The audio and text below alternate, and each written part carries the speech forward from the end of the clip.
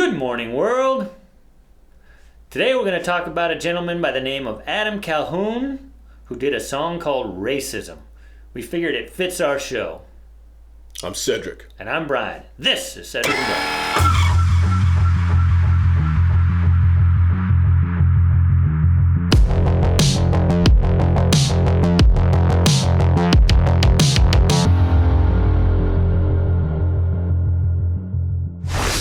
Okay, we're back, you guys. Let me take these off really quick. Have a little fun. Like Brian alluded to. I was getting a little scared. No, I'm harmless. Nothing to fear here. Nothing to fear. We are going to do a reaction video to a artist by the name of Adam Calhoun, who put out a video called Racism. And what I love about this video, and we'll let you hear about it. Now, a quick disclaimer: if you have young children, the song does contain some very harsh lyrics, some explicit language. A couple F-bombs and things of that nature. So if you have young children around, or if that offends you, you may not want to listen to it. But I think the message is he does a very good job of delivering the message. So we're going to react to that. Hillbilly, fraggle, nigga, white trash, fuck you, nigga. What the fuck you rapping for? Cracker ass cracker, got your rebel flag with your camo hat backwards. Stains on your shirt with your fucked up teeth. Piece of shit truck broke down middle of the street. Old lady bitchin' in the passenger seat, smoking like a chimney. Kids in the back can't breathe. Got a kid on her lap, smack his ass if he speaks. Always wearing white beaters cause her ass getting beat. Okay, that's white trash, but what about a hillbilly? Redneck motherfucker, never even near a city. Okay, the first few minutes, and it's funny. Now this song is nothing but plain old stereotypes. And you can see at first he does the white or Caucasian stereotype. And if you guys saw... You can say white, I'm okay. I'll say, it won't offend you? Yeah, it doesn't offend me. Okay, all right. White, I prefer white. White? This is, the people he's talking about really sounds like the people that we did in our Hillbilly Elegy video. He's talking about white trash, wearing wife beaters, beating his wife, the wife's in the passenger seat smoking cigarettes, kid speaks out, gets backhanded. He's just doing a very good job of laying the framework of what the prototypical white trash person looks like. So and I'm not going to comment a lot, but the Confederate flag comes in pretty early. Mm-hmm. So in today's sensitive culture, should he have done that? Is it? I mean, it fits this. Maybe he does it for effect, but it doesn't. I mean, what do you think about having the Confederate flag in there? I'm going to say that I really don't care, and I know for a lot of people, like for blacks, it represents a time during slavery and that we were held in bondage. For a lot of people in the South, for whites, it represents how the South was to them back in the day. I can understand both sides. I know it sounds like a cop-out. I can understand those who say, they shouldn't have that because it represents this. But I also understand white people say, well, it also represents this. Well, and you changed your mind at one time. Yeah, I bring back to it, and I'll say for the video, it plays into it just like I would be offended if they waved the Nazi flag here. So I don't agree having the flag. I used to agree with it. You know, I grew up with Dukes of Hazzards. It didn't bother me. Of course, I'm not black. As I kind of went along, I put myself in that position like, well, what if they were waving a Nazi flag? Well, if they did a video like this that was actually exposing stereotypes, I wouldn't mind the Nazi flag in the video too. But in general, I think I might differ a little bit from Cedric. I'm glad that they took it out of capitals, but they absolutely need to be in museums. People need to know about it. So I don't mind it in the video. I just thought I wanted to know your reaction. So okay, all right, move on. Yep. Out in the woods, hunting deeper than the wolves. Get that big old buck, bring them home, eat until they full. Or they out in the shed, on the side drinking shine. Old lady bitchin', better bring your ass aside. It's way past 9, you been drinking all night. Gotta get to work on time, up before the sun rise. They call me redneck, white trash, say it back. I don't care, kiss my ass, I don't care, kiss my ass. They call me redneck, white trash, say it back. I don't care, kiss my ass, I don't care, kiss my ass. They call me redneck. Now, I haven't heard the rest yet. I think there's 2 courses involved, but after he goes through drinking moonshine, got to get work early, get your wife beater on, things like that. Call me redneck, white trash, kiss my ass. I don't care. I don't care, kiss my ass. Yeah. So he does a very good job of painting a vivid picture of how we see people who, where did they grow up in Hillbilly Elegy? It was in Kentucky, then they moved to Ohio. Yeah. Yes. Okay, let's continue. All right. Well, I just a quick thing too. he listens to. I'm not a big fan of rap music. You know, you see all the records on my wall. You do see Curtis Blow, but that's rap back in the early '80s was different. It was different. This is akin to. I could see people getting offended by some of the gangster rap. Right. You know, so you hear the N-word all the time on gangster rap. I mean, to me, it's offensive. I could see where he wants to bring out things that are offensive because it's basically a kind of a clapback at that stuff. So. Right. They call me redneck, white trash, say it bad. I don't care, kiss my ass. I don't care, kiss my ass. They call me redneck, white trash, say it bad. I don't care, kiss my ass. I don't care, kiss my ass. What the fuck you rapping for? Nigga ass nigga, got your sagging pants with your ass hanging out the back, hanging out in front of liquor stores selling crack, just so you could put some 24s on your Cadillac. Baby mama bitchin', you ain't taking care of business. All you do is smoke weed, run around with other bitches, and you can't keep a job cause you in and out of prison. Guess it must be Trump's fault cause you making bad decisions. That's about niggas, but what about... Okay, so the next verse, he spent the first part talking about the prototypical white trash white person. Yeah, stereotypes, yeah. And now he segues into the stereotype black person. Putting 24s on the car, the pants sagging. I've always hated that. My cousin was incarcerated for 30 years, and the whole I'm going to segue here. The whole pants sagging thing, that is prison culture. I guess how far you had your pants lowering down, it was a signal toward other men that you were all down for anal sex. But I don't know if you want to share that or not, but I hated that. Oh, I'm glad that came to mainstream because then you saw a bunch of white kids also came. Yeah, and they didn't know why they were doing it. But here's the thing, as he's going to go on further and further, Brian touched on it a little bit. I grew up in the 80s and I loved rap. Curtis Blow, Will Smith, Sugar Hill Gang. The rap today, and here's the thing, and Brian loves making fun of this, and I love my R&B, I love my rap. A lot of you don't know this, I am also a huge country fan. Yes, he is. Brian makes fun of it. One day I wear my Stetson hat and a couple of my boots and my shirt to show that. I love music. Kind of where, so all our music, we grew up, you know, we both grew up with Earth, Wind and Fire, Cameo, all that stuff.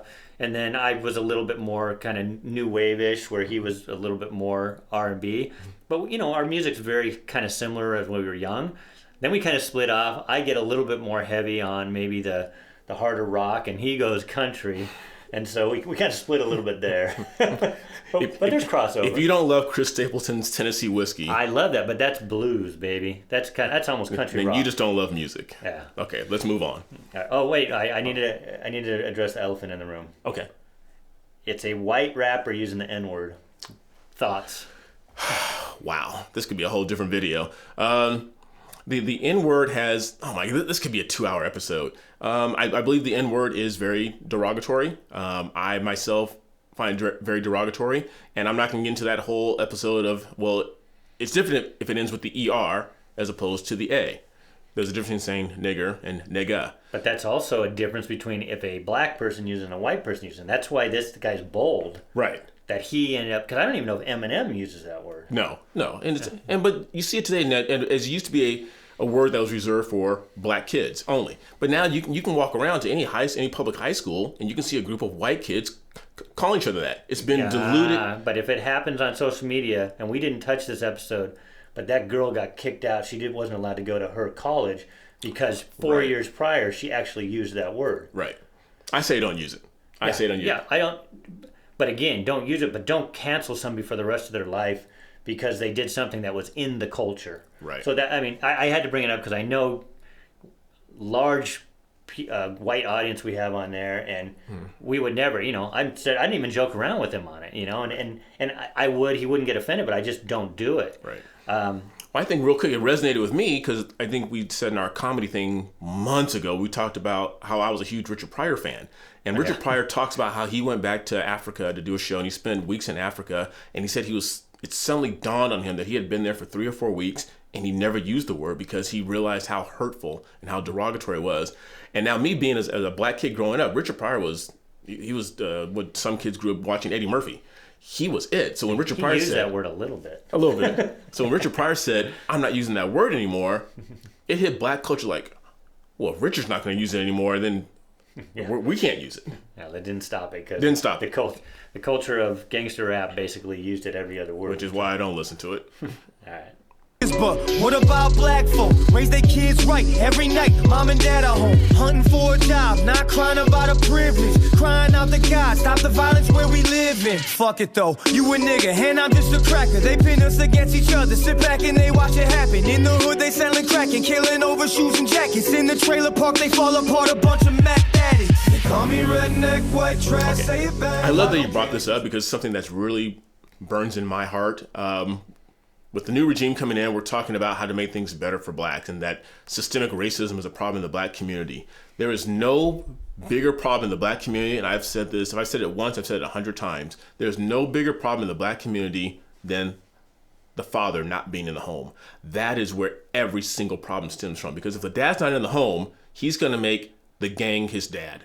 And if a dad's not in the home, the jury or the court system is going to be his mom, and the gang is going to be his family. That is the biggest problem facing black America today. And he touched on that if you don't make things right, mom and dad are in the home. Yeah. But not only that, he did a subtle touch here where he filming this right here in this scene at a trailer park. Because that's the forgotten people. This is also white kids that usually don't have dads. Right. They're in trailer parks with their mom, poor, dirt poor. And so I know he did a song on white privilege too. So he's pointing out, where's the white privilege right here? Right. So it's subtle because he uses visuals. So it's actually, even though it's not my type of music, the messaging in this actually I think is pretty. It's spot on. Yeah. It's spot on. And like you just said, it's whether you're a young black child or a young white child, not having a father in the home has some severe repercussions. Yeah. I mean, all right. Trash, say it back. I don't care, kiss my ass. I don't care, kiss my ass. They call me redneck, white trash, say it back. I don't care, kiss my ass. I don't care, kiss my ass. They call me redneck, white trash, say it back. I don't care, kiss my ass. I don't care, kiss my ass. They call me redneck, white trash, say it back. I don't care, kiss my ass. I don't care, kiss my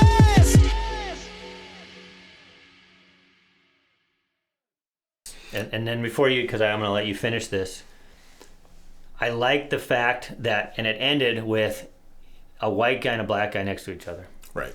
Because at the end, a white guy and a black guy next to each other. Who would have thought that would have happened?